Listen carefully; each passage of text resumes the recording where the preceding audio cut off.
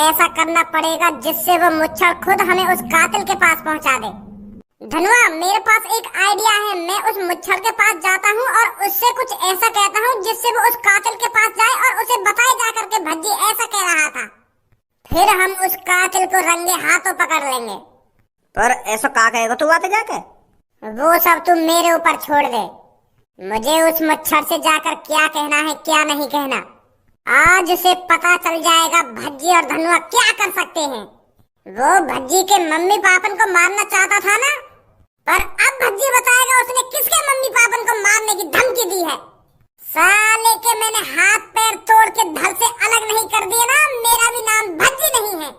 मैं उस मुच्छर चाचन की शॉप पर जाता हूँ और उन्हें बहला फुसलाता हूँ उसे वहाँ जाने के लिए। अमेजिंग। सही कह रहा है तू भज्जी, मुझे भी बेसब्री से इंतजार है उस कातिल से मिलने के लिए और उसकी धुलाई करने के लिए। जा तू उस शॉप के अंदर और उस चाचा को बहला फुसला, हम उसके बाहर जाने का इंतजार करते हैं, नजर रखते हैं हम उस पर। अरे भज्जी बेटा कैसे परेशान है? मुच्छर चाचा, बस मुझे यही बात मत पूछो कि मैं कैसे परेशान हूँ।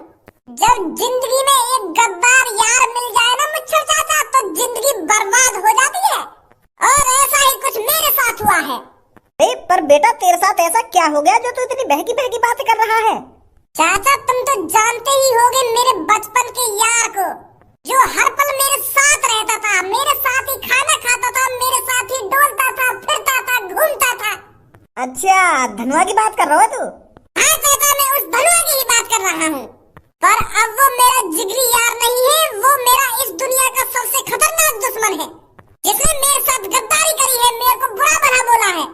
अरे उस जैसा गद्दार दोस्त तो किसी को नहीं मिलना चाहिए, जो पीठ में पीछे से छुरा घोंप दे।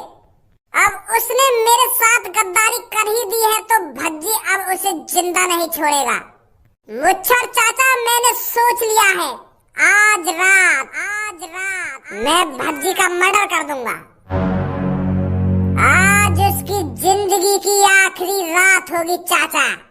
चाचा, भज्जी ने जिससे भी दोस्ती करी है उससे दिल से दोस्ती करी है, पर जब गद्दार कोई बीच में निकल आए तो भज्जी उसे जिंदा नहीं छोड़ता।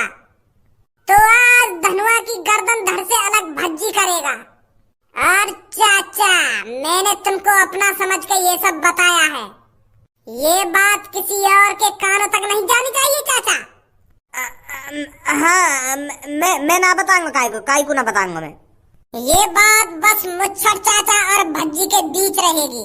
मैं आज धनुआ की गर्दन धड़ से अलग कर दूंगा और इल्जाम उस कातिल पर जाएगा जो रोज मर्डर कर रहा है। उस कातिल ने अब तक 15 मर्डर करे हैं, 16वां मैं करूंगा धनुआ के नाम का, और धनुआ के शरीर पर खंजर से लिख दूंगा कि 16वां मर्डर कंप्लीट। तो फिर पुलिस यही सोचेगी कि ये जो मर्डर किया है उसी पुराने कातिल ने करा है जो रोज मर्डर कर रहा है। आज धनुआ अपनी आखिरी सांसें गिनेगा। भज्जी को ऐसे गद्दार यारों की कोई जरूरत नहीं है। तेने वो मुच्छड़ते ऐसी का बात कही है जो अभी तक ना आया लेकर के बाहर? वो आएगा भी ना आएगा? अरे बस तू थोड़ा इंतजार तो कर, वो मुच्छड़ जरूर जाएगा वो कातिल के पास, आने वाला होगा।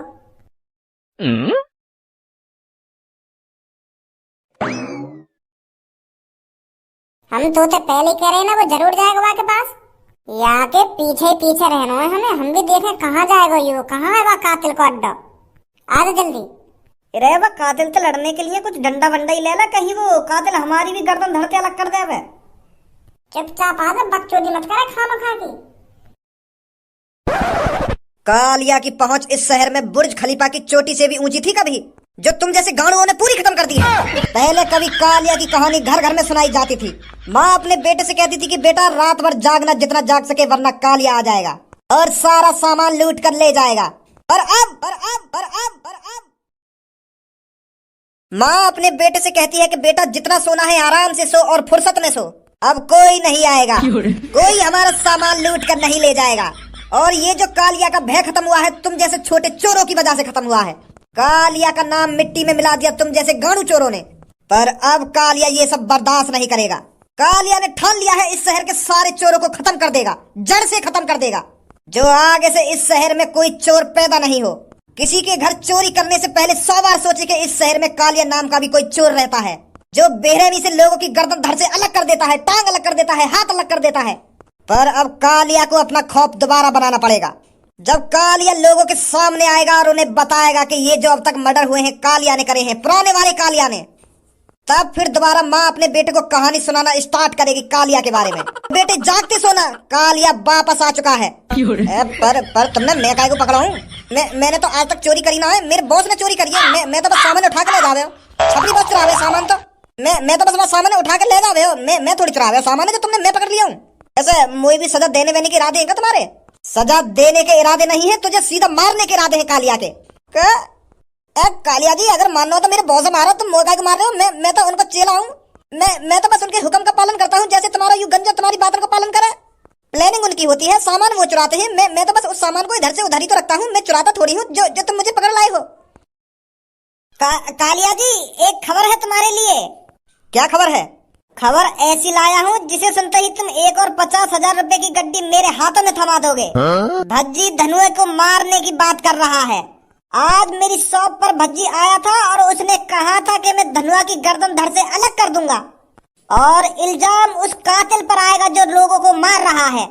अब आप समझे भज्जी और धनुआ के बीच में दुश्मनी कितनी बढ़ चुकी है, जो अब एक दूसरे को मारने की प्लानिंग बना रहे हैं, एक दूसरे की गर्दन धड़ से अलग करना चाहते हैं।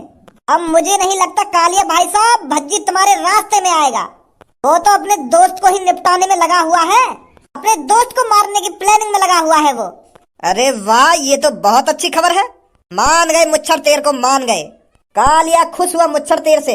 आज कालिया तेर से प्रसन्न होकर कालिया तेर को अपनी टीम में भर्ती करना चाहता है और कालिया तेर को मौका देता है इस गंजे की गर्दन को धड़ से अलग करने का।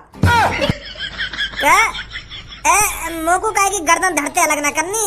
अगर तुम मेरी या न्यूज सुनकर खुश है गए तो 1 और 50,000 की गड्डी रहे तो मोकू बस मैं तो यही में खुश है जाऊंगा। मोकू मजा ना आवे काहे की गर्दन धड़ से अलग करने में। मतलब तू कालिया की टीम में नहीं आना चाहता मुच्छर? कालिया का ऑफर ठुकरा रहा है तू? तेरी टीम में भज्जी आएगा